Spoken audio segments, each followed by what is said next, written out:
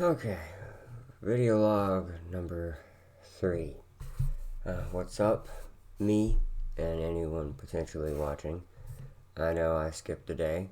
I was having a horrid flare up.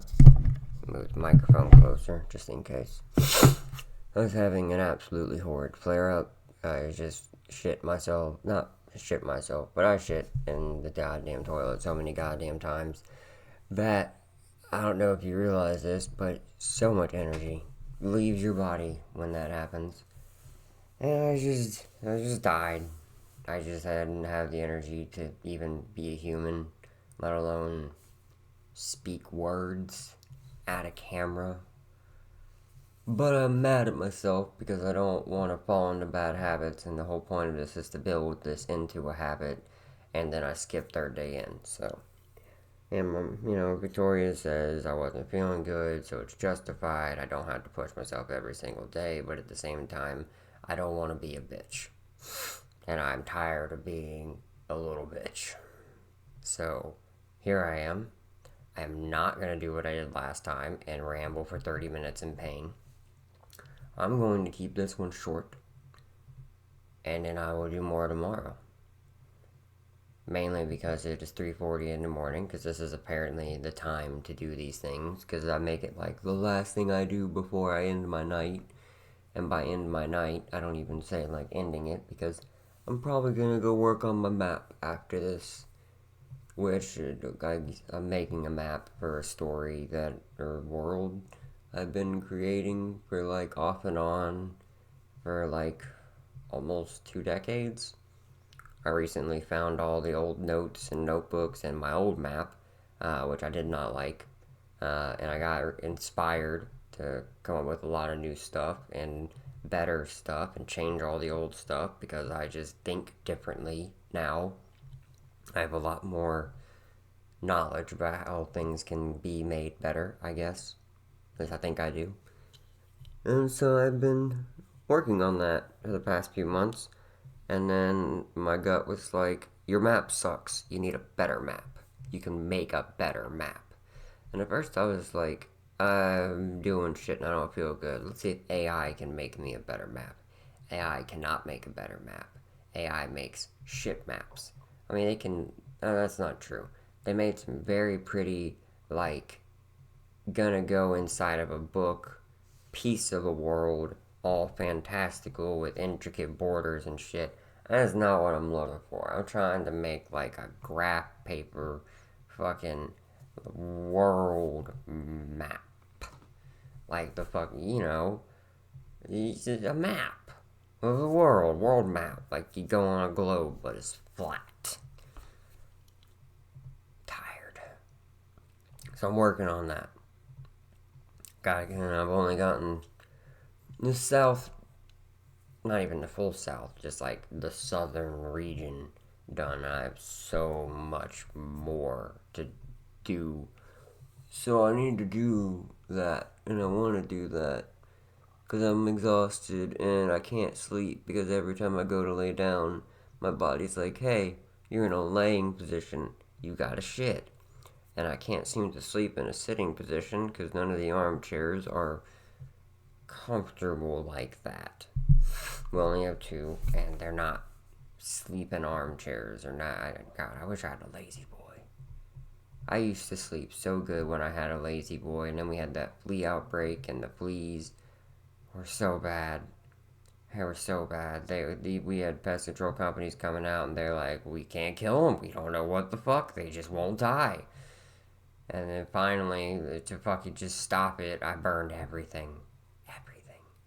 All my favorite furniture. Everything that a flea could even possibly live on, I just burned it. Fuck even throwing it away. I didn't want anyone to transport it. It just burned everything. Almost set the woods on fire. I was just throwing furniture on that pile and didn't realize it because I got distracted going to get more furniture out of the garage and shit. Wandering back around the house, I'm like, what's that weird roaring noise? And then I come around the corner and there's fucking 50-foot flames going past the treetops and just fucking licking the leaves of the tops of the trees, and it's spreading over into the edge of the woods, and it's well beyond the fucking borders of the fire pit. So I almost panicked, and then I just didn't. So I went and got the hose and just soaked the ground around it and just monitored it until it calmed down. It was hot though. Panicking and freaking out doesn't get you anywhere. My mom taught me that. I've never seen her panic or freak out in any kind of crisis. Doesn't matter how much, even if someone is in her face, just rah. She is calm as a fucking cucumber and ready to put you on the goddamn ground at a moment's notice. She handles crisis calmly, and as she says it, she will freak out and care about all that in her head later when she has the time. Took me a long time to learn how to do that, and it's only honestly been after I got married to my amazing, amazing wife, is when I started to learn how to even put some of that into perspective of how to do it. And a lot of mushrooms. I have done too many mushrooms. So many. I didn't do them in a recreational sense. I did them in... I literally did them to try to get a handle on my mental health and a large part my suicidal tendencies at the time. I did not like what I was becoming, how I thought, the things that I thought, and traditional medicine was not working for me. The pills they would put me on would give me horrible side effects like lucid nightmares. Nightmares, so one another reason why it's hard for me to sleep, because I had nightmares so goddamn realistic and vivid. I would wake up still feeling the pain of everything, and I'd feel that for hours. And the memories, I can't forget any of them. They're all still there. So, then, because I stopped using traditional medicine for my pain and all that whatnot, because they got me addicted to pain pills, and I'll say the doctors got me addicted because they pushed so much pain medication onto me. Because, oh, you're in pain, you need pain medication. Pain is part of life, man. I've learned that. And, I'm always in pain. I mitigate it using weed. And no, I'm not a fucking, oh, puff, puff, I'm high. I'm not gonna do anything. I'm just gonna snack and watch cartoons. I mean, I can do that. But when you feel this bad all the time, and you can ask anyone that knows me, everyone else around me will smoke and get stoned as fuck, and I smoke, and I just get to be a little normal for a while. I'm not completely normal, but for a little while, I'm not nauseous. I can eat. I don't feel like shit, which makes me want to move around, not sit on a couch and do nothing. I want to move. I want to do something. I want to get my body moving because it doesn't hurt for a minute. And it's in those moments, all I want to do is to do the things I used to do, the physical things and all that again. I used to do so much martial arts and other stuff, and now it's I try my best to keep up with it, because if I don't, my body falls to shit. But at the same time, I am actively weaker than I used to be. I know that. I don't like that. I don't like how I've become that. It's dumb. And so I started using weed. And that helped with that stuff. But it didn't make things better, and it didn't help anything mentally. It just helped physically.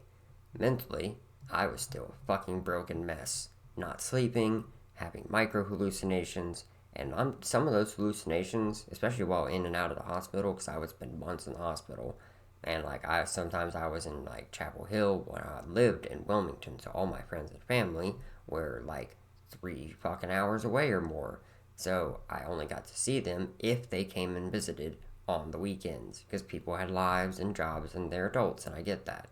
But at the same time, it was excruciatingly lonely, and I didn't know anybody. I was in an old section of the hospital called the Tower, and it was just top room in a corner in this giant white sterile room, and I had fucking, what is it, MRSA?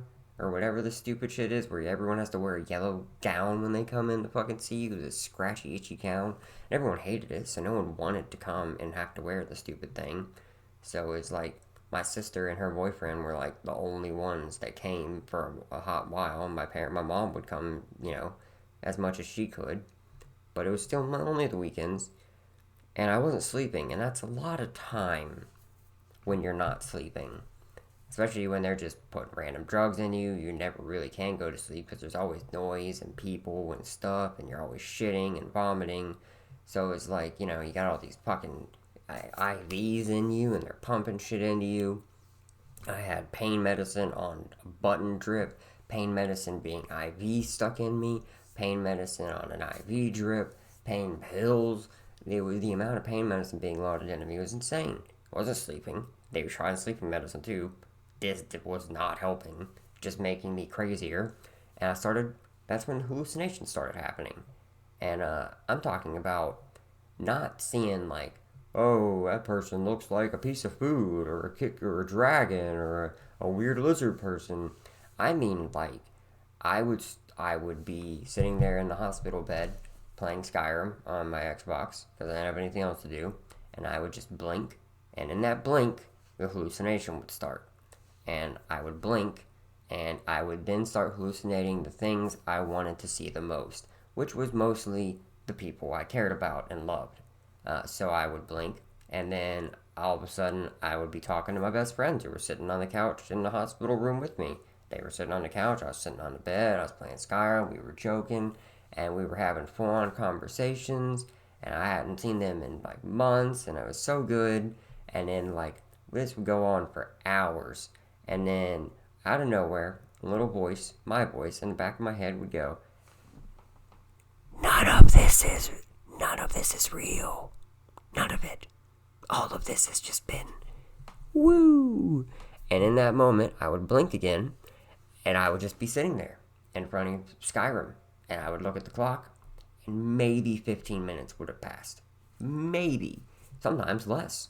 Very often, it was like very little time had passed at all, and I had spent hours in hallucination, and that would happen constantly. I'd hallucinate my girlfriend cuddling me in bed while I cried about how lonely I was, and she told me how much I was going to be okay and that I was going to have to get through this and that I was going to go through some hard times, but if I just stayed strong and I stayed true, I would make it through all of this. And then I would hear the voice again go, She's not here. She's not real. This is all in your head. And I would blink, and there I would be again, just laying there, staring at the ceiling, alone, realizing what even is real. And those hallucinations got so vivid, and were happening so often that, like people are gonna test this. My mind broke badly. I broke into a million pieces. I didn't know what was real. I didn't know who was real. Didn't know what anything was real. When they unadmitted me, I was so suicidal over the fact that I didn't think I was real anymore. Because, like, what if I was just someone else's hallucination? Everything was so fucking real at that point. And I was so tired of being a bother and a burden on everyone else around me that I was ready. I was literally in the process of chirp, chirp, and heard my roommates coming down the hallway and realized I didn't want them to have to deal with my dead body. So after I talked to them for a minute, and then they left and they didn't realize anything was going on, I called my grandmother, who's a psychiatric nurse, told her what the fuck was happening. She told me to admit myself to a psych asylum, and I did that immediately. I didn't tell anybody what I was doing. I just disappeared and just admitted myself straight to a psychiatric asylum, and I spent a little while there. Those places suck. I learned that I am very crazy, but I am able to navigate my way in and out of it somewhat, whereas some people have no choice. Some people are so lost in their crazy that I don't know if they'll ever get back out. And man, I talked to some people, I had conversations with people that were just, you've never met crazy like that. I didn't know, and they're not gone, but they're not there. And like, after a while, I realized that if I wanted to get out, I just had to show the doctors what they wanted to see. That's when I started to really learn how to mask myself, how to be normal in the presence of others. So I started doing that. Got out very quickly. Uh, then in my new process of I was not okay still. I was just realized that I wasn't crazy enough to want to be in there. I was definitely had lots of shit wrong with me, and I was definitely fucking insane. But I did not like being caged. It made it worse, especially because doctors don't give a shit. You might occasionally find one that does. 90% of them do not give a flying motherfucking fuck about if you are actually getting better. At least here in America. I don't know how it works in other countries, but here in America, you can basically go fuck yourself unless you're rich. So, in the process of getting weed one day, I find, oh hey, my weed person can all of a sudden has just copious amounts of mushrooms. I have heard mushrooms help with mental health some. So I started doing my research while also simultaneously getting a large batch from my person, uh, who is, in fact, just got so many that they are literally, let's just say, they were just giving them away to me at most points. Like, I would buy some and they would be like, you bought this much, do you just want this much extra? Which is like how much you bought, but double. And it's like, okay, I'll take it. I find out later I was their like only customer for the mushrooms. But I did not do them recreationally. I did them mostly solo by myself, and I did them from smaller to larger increments, measuring each amount out from like by gram. Uh, Started with like half gram to gram, and 2 grams, 3 grams, 4 grams. Uh, Eventually ended up in very bad amounts. I'm not gonna say bad because I don't believe there is such thing as a bad trip. I think that bad trips are just you are now seeing things about yourself and that scare you and that you don't want to see, and mushrooms will make you witness to the things about yourself that make you uncomfortable. And that people consider a bad trip, but I don't consider those bad trips. I consider those learning experiences. The way to get out of it is to face what you are and accept it that you are that piece of shit. Now you can move past that. You were that piece of shit. Now you can move past that. Most people don't want to do that. Most people don't want to take accountability for anything that they've ever done, which is why a lot of people that do mushrooms, they do them in party atmospheres, recreational atmospheres, and environments that are, you know, you might think is fun because you're all drinking and having a good time and there's a bunch of people, but don't do mushrooms in that regard. If you're going to do mushrooms with people, small groups, close friends, people you are comfortable with, people you feel no judgment with, that you can be as weird as you want to be, and they're still going to be like, you're cool, bruh. Nothing but love. Nothing but love. And, like, I learned what happens when you do, and I do drugs to the point that, like, I want to know I can do normal shit while on them. So I was getting to the point where I was taking heroic dosages, going to the deep ends of my mind and back. I wanted to face every demon I had. I have since done that. I have not had a suicidal thought in a long, long time. And I didn't just have them, I attempted it many times. So it's saying something that after the mushrooms, those thoughts they made no sense. The idea of offing myself at that point just made zero sense. Yes, life sucked. Life was bad. But you don't end just because you die. We're made of motherfucking energy. This is just a meaty flesh sack. Goop, goop, goop, goop, goop, goop, goop. I don't have a lot of goop because I'm a skinny skeleton man that tries his damnedest to even be at 120 pounds. If I'm not careful, I end up fucking at 80 pounds, so that's not a good thing. I will waste away if I don't watch my weight. But we're just goopy flesh sacks made of energy. When the flesh sack dies, energy does not dissipate. It has to go somewhere. So I truly believe that belief in humans is probably the most powerful thing we have.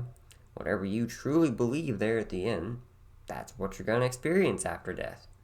I've had a little bit taste of death. For me, it was a lot of darkness. But I was there. I was conscious. I was technically, scientifically, I was dead briefly. I could still consciously hear and was aware of those around me and what was being said. It took mushrooms to unlock those memories because I suppressed them because your body doesn't want to remember death. But the doctors confirmed that that is in fact what had happened afterwards. So, just saying, mushrooms, and like a lot of people learn the hard way, mushrooms will unlock memories that you didn't realize you had suppressed. And that's why I recommend, if you're just looking for fun times, do some acid. Acid's great for fun times. Mild colors, wibbly wobblies, warping, all that's fun. Music's great. Acid's bubbly and fun times. Rainbows and bubbles and all that. Mushrooms are, let me open up a maw of the universe, and depending on how, the cool thing about mushrooms though is each dosage, as you do them, that will always be the effect you have for that dosage. So an eighth will always be an eighth. If you do an eighth trip, it will always be an eighth trip. And that's, I like that consistency. That means I can gauge what kind of trip I want. Do I want to just have a good time? I'll do an eighth. Might gain some introspection, but I'm mainly just vibing. Do I want to stare into the deep end of the universe and maybe be cast into the abyss to only find my way out when time makes sense again and all meaning is gone after I've spent eons adrift naked in an abysmal primordial soup of me and the universe, which we are all one, so what does it matter? Then I might do a quarter or more. So, like, it depends. Microdosing is fun. I like feeling it. Comes from being in pain, I have a lot of pain, I gotta kill it out. But that's the thing. When I'm on mushrooms, I don't have Crohn's. I don't have ulcerative colitis. My body is the way it was before I ever got sick. Physically, I feel amazing. I feel like I could fight 10 lions. I don't have to, the entire time I'm tripping, I don't have to poop once. When I'm not tripping, I poop every hour or more. Minimum. I don't think you understand how much, and like little to big doesn't matter. It's all acidic, fiery bile, and it burns and it hurts, and it is all the time. And I truly don't think anyone understands how much that starts to grate on a person's psyche. But then I take some mushrooms, and even if it's just like a couple grams to an eighth, while I'm on mushrooms of any amount, I don't have a sickness. I'm just normal me again. Back before all the bullshit. I don't have to poop blood. I don't feel like I'm gonna vomit. I just feel great. My mind is firing on all cylinders. My body is now, it's like filled with pure fucking ageless serotonin adrenaline juice. It's just an amazing feeling. And like, I've never found any fucking drug that the doctors could ever give me, and I have been given so many fucking experimental drugs, super drugs, fucking this drug guaranteed to fucking do it, these surgeries are guaranteed to do it. All any of that did was make me worse. So, I'm not saying to go out and do drugs, but I am saying that if you find you've hit roadblocks when it comes to traditional medicine, there are quite a few drugs out there you would be surprised have effects that can be very helpful. Molly is another one that helps me deal with a lot of shit. I don't do it regularly or like at all. I've only done it like twice in my life. But those 2 times, it's also a long time ago. But those 2 times, once again, always do it in a comfortable setting with people you trust with your life. And don't do it at parties unless you're very comfortable with already having done it and doing it and all that. But the 2 times that I did it, like mushrooms, I felt amazing. My body didn't, and like it felt once again like I was fucking 18. I had no sickness, no nothing. I could dance for fucking hours. I could do my martial arts again. I could do all the things I used to be able to do, and it saddens me that it takes doing those kinds of drugs to just be able to feel like a normal person again. And if I even state that I do those things, or have done those things, most of the normal population look at me like I am now some kind of fucking social pariah or some kind of monster. It's like, fuck you. You try being in this much pain and shitting your entire life away. I spend more time in a bathroom than out of one. My life is spent in a bathroom. I don't. All my time is basically in a fucking bathroom. I'm doing it again. I'm pain rambling, and it's already almost 30 minutes. So, anyways, I want to end this. I want to go work on my map, and I want to be done rambling, because it's just gonna I could ramble for fucking hours, and I don't think anyone wants to listen to that. I don't want to listen to that. I hate listening to myself. That's why I don't edit anything. That's why I haven't edited anything. I just fucking vomit it onto the goddamn fucking interwebs and hope for the best. Because fuck editing. God, I can't believe if anyone does end up listening to this, I can't believe you listen to me. I'm pretty sure I sound like nails on a chalkboard. Fucking, I was tempted to use a voice changer in no fucking face because of how much I don't like this. I've had people my entire life tell me my voice irritates them. My voice is irritating. My voice is frustrating. My voice makes them want to kill themselves. Could I ever just stop talking? And it's like things like that. When you hear your entire life, you just start to get a weird thing about your own voice. So I don't know. Maybe I actually sound good. My wife tells me I sound good, but then occasionally she'll get frustrated with me and ask me to shut up because I talk too much. But I don't think that's because I sound bad. I think that's because I talk too much. Because I definitely fucking talk too much. And do stupid, horrible dad jokes. God, my sense of humor is like a dad and a child all rolled into one, and also an 80-year-old man. I find, I'm an idiot. Bonafide, professional idiot here. Alright, guys. Whoever's watching, I hope you have a beautiful night, a wonderful night. If it's your birthday, happy motherfucking birthday. It's not my birthday, so I don't care about that. I don't know what I'm doing, where I'm going, or who you are, who I am. We are all just motes of dusty spores floating in the winds of the universe and bumping into each other at random. And that's cool. So you know what, man? Just keep vibing, bro. Just keep vibing. I'm fucking out. I'm gonna go die. You guys have a wonderful, wonderful night. Peace.